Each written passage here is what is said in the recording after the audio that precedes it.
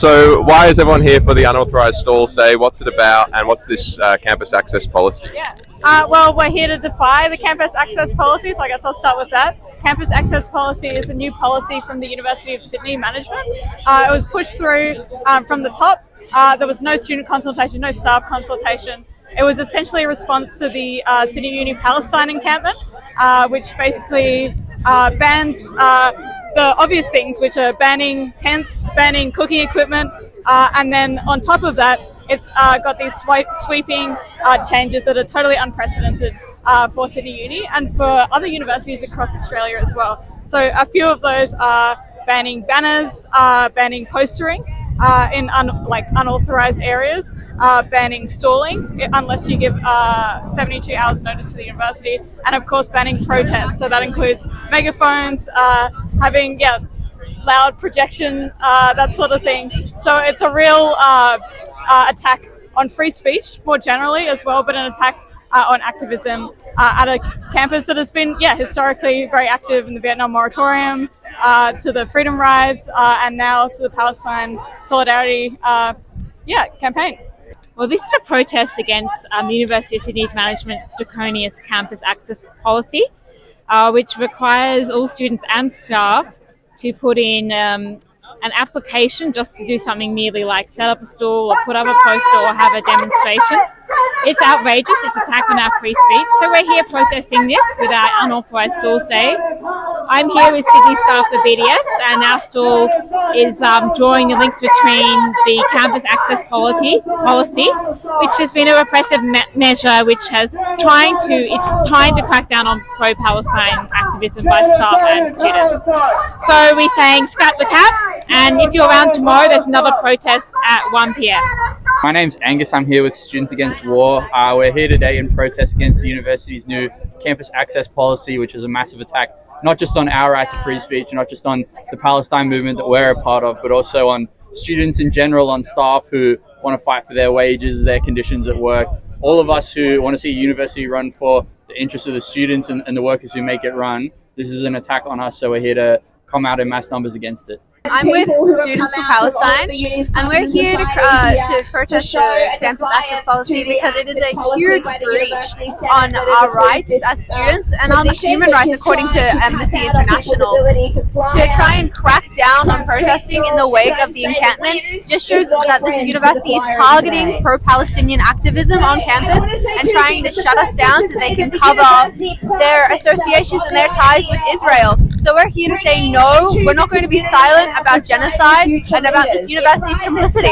And we just think it's important to push back on the repression of protests that the university is engaging in with the help of New South Wales Police. A crime, you said must cut the ties. Protest is not a crime, you said must cut the ties. Protest is not a crime, you said must cut the ties. Protest is not a crime, you said must cut the ties. So pretty much all the stuff that's happening right now is technically banned by the university. But it's brought out not just, the political groups on campus, but a lot of the other groups and societies. Could you just talk about that briefly? Yeah, for sure. We've gotten a lot of support from groups like the Taylor Swift Society, the Board Game Society, and we've had a lot of political groups and civil society organisations as well, which has been really positive because I think societies and groups are starting to realise that this attack doesn't just affect like a small, fringe activist group, but it affects all of us. It affects our ability to just get the word out on campus about events and about things that are coming up. It's a real broad sweeping thing that will affect all students in one way or another. We're from PsychSoc, and we're just here because we basically don't agree with the campus access policy. As a psychology society, we believe in student well-being, and we don't think that having such ridiculous guidelines that encroach on freedom of speech promote that among this university. And as the UCID has always been a university of protest, of free speech, of student opinions, and we believe that this policy completely goes against what we have been standing for. So we're here to kind of stand in solidarity with the SRC and Students Against War to protest against this policy. Well, I think generally student expression on campus is really important. It doesn't matter if it's political or just even like a language and culture society. We should have the right to be able to speak up about whatever we want to speak up about. We're students, we're getting educated, and obviously it kind of represents the French spirit in a lot of ways, of protests, of manifestation. So that's kind of what we're doing, I guess, which is important for the French society to be here. But we also represent just like the general francophonie, like it's not specifically France necessarily. Yeah, I think it's important for all of us to be here, to speak up for our rights to be students, because the university can't repress that. We're here to oppose the draconian new laws that mean that we wouldn't be able to protest against transphobia, against queerphobia in general, against gay rights. There are so many important protests that would not be able to have happened under the cap that have been vital in movements in the past. Whether you said Queer Action Collective, and yeah, we're here at Stalls Day today to oppose CAP. I just think that the new campus access policy is basically against what universities should be as a place of protest and change, as it has been all of the time basically. And I just think things like bake sales having to get 72 hours notice and approval is just ridiculous, and just against the student spirit that they promote, that they are proud of, supposedly. So yeah. I'm Victor. I'm here with two groups, the Sydney University Magical Society and Young Labour Left. With Sydney University Magical Society, we believe, in my opinion, polyphonic singing is all about solidarity. Often what we will do from this semester onwards is going to be unauthorized. For example, just stepping into the quad and having an impromptu sing.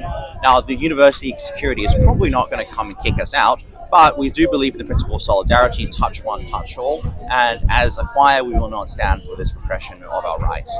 With Young Labour Left, as the youth wing, we obviously must stand on the right side of history, despite what this disappointing reality of our senior party.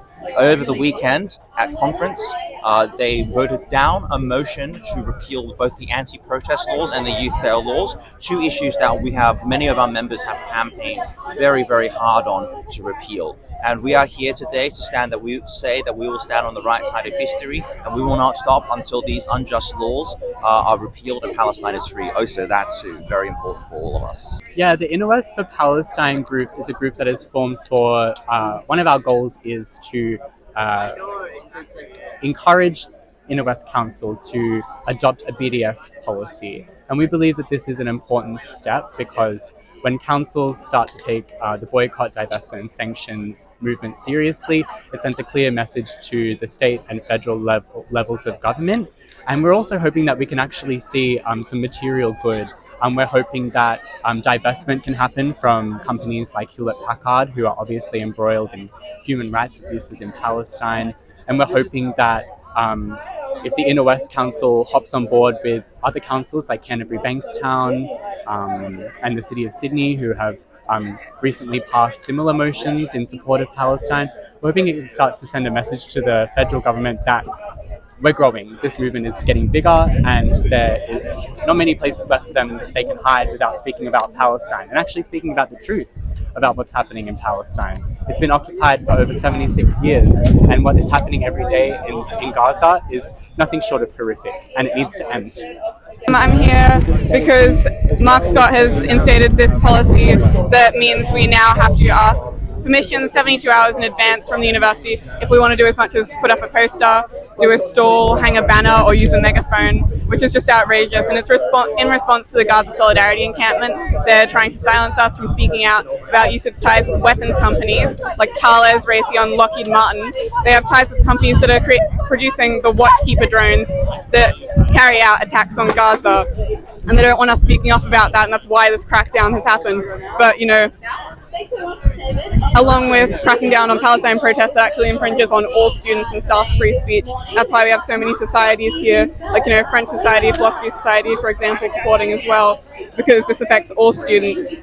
So, yeah, we need to scrap the campus access policy, and we also need our university to cut ties with weapons companies and Israeli academic institutions.